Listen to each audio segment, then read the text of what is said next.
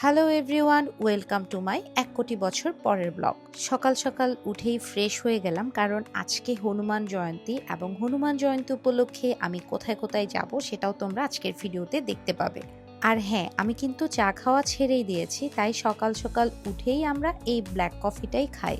সকালে যেহেতু আমার অনেকগুলো কাজ থাকে, তাই আমি ভিডিও করার সময় পাইনি, তাই ব্রেকফাস্টের ছবিগুলোই আমি এই ব্লগে অ্যাড করে দিয়েছি। অনেকদিন মাথায় কেউ তেল দিয়ে দেয় না, আমি মাঝে মাঝে মিল্টনদার পার্লারে গিয়ে অয়েল মাসাজটা নিয়ে আসি, কারণ মাথায় কেউ হাত বুলিয়ে দিলে অনেক শান্তি লাগে। তাই দিদুনকে রিকোয়েস্ট করলাম আমাকে একটু তেল দিয়ে দিতে। দিদুন খুব সুন্দর করে চুলে তেল দিয়ে দেয়।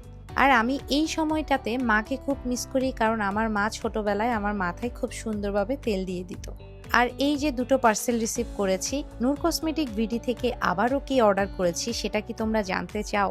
আর হ্যাঁ, পয়লা বৈশাখের কাজও কিন্তু শুরু করে দিয়েছি। অনেকগুলো শাড়ি ড্রেস অলরেডি জমা হয়ে গেছে, একটা একটা শ্যুট তোমরা দেখতেই পাবে। আর এইখানে দুটো শাড়ি এসেছে, একটা মণিপুরি একটা বিডি। শাড়ি দুটো এতটাই সুন্দর, সেই সাথে মণিপুরিটা আমি আজকে পরবো এবং তার ছবি ভিডিও তোমরা দেখতেই পাবে। সেই সাথে শাড়ির পেজ কিন্তু আমি মেনশন করে দেব। আর হ্যাঁ, তোমরা শাড়ি পরতে পছন্দ করো কে কে, কমেন্টে জাস্ট লিখে যাবে আমি শাড়ি পরতে পছন্দ করি। এই যে আমার ছোট্ট মামুনি, যে আমাকে ভীষণ রকমের পছন্দ করে, শুধু আমাকে না, আমাকে, প্রীতমকে, সবাইকে সে চিনে। সেই সাথে আমার ইউটিউব, ফেসবুক সবকিছুর নাম সে জানে। এই সুন্দর মণিপুরিটা পরার পর নিজের কাছে অনেক বেশি ভালো লাগছিল, এত সুন্দর একটা শাড়ি। তোমরা যারা মণিপুরি বা জামদানি পছন্দ করো তারা কিন্তু এই পেজটাতে ইনবক্স করতে পারো। শাড়ির শ্যুট শেষ করে মাঝিরঘাট রামদূত সঙ্গের এই পূজাটা দেখতে যাওয়ার পর আমি সত্যি মুগ্ধ হয়ে গেছি। মানে এত সুন্দরও যে হনুমানজির মূর্তি হতে পারে, দেখেই যেন মনে হচ্ছে একটু আদর করে আসি।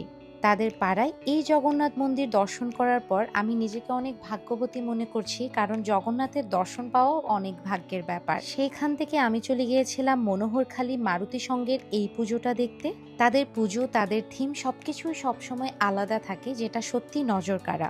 আমি যখন গিয়েছি তখন কারেন্ট না থাকায় অনেক বেশি দুঃখ প্রকাশ করেছিল দাদারা, কিন্তু মারুতি সঙ্গের প্রতিটা সদস্য, প্রতিটা দাদারা সত্যি অনেক বেশি আন্তরিক।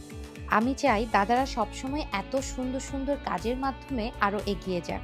তারপর বাসায় চলে এলাম। বাসায় আসার সময় ঋষিকেশকেও সাথে করে নিয়ে এসেছি, কারণ সে আজকে আমাদের সাথে থাকবে। আর ঋষিকেশ আমার জিমের ভিডিও দেখতে দেখতে সে বায়না ধরেছে সেও আমার সাথে জিমে যাবে, তাই আমাদের সাথে তাকেও জিমে নিয়ে গেলাম। ঋষিকেশ যেহেতু আমার বাসায় থাকবে, তাই তার জন্য কিছু ফ্রাইড রাইস বানালাম। শুধু ঋষিকেশের জন্য না, আমি এবং প্রীতমের জন্যও বানিয়ে রেখেছি একসাথে। সেই সাথে চিকেনও রান্না করেছি, এবং আমি কিন্তু সবসময় প্রীতমকে খুব সুন্দর করে গুছিয়ে খাবার দিতে পছন্দ করি। আর প্রতিদিনের খাবারের সাথে আমি সালাদটা রাখার ট্রাই করি। যাই হোক, আজকের ভিডিওটা এই পর্যন্তই। দেখা হবে আবারও ১ কোটি বছর পরে।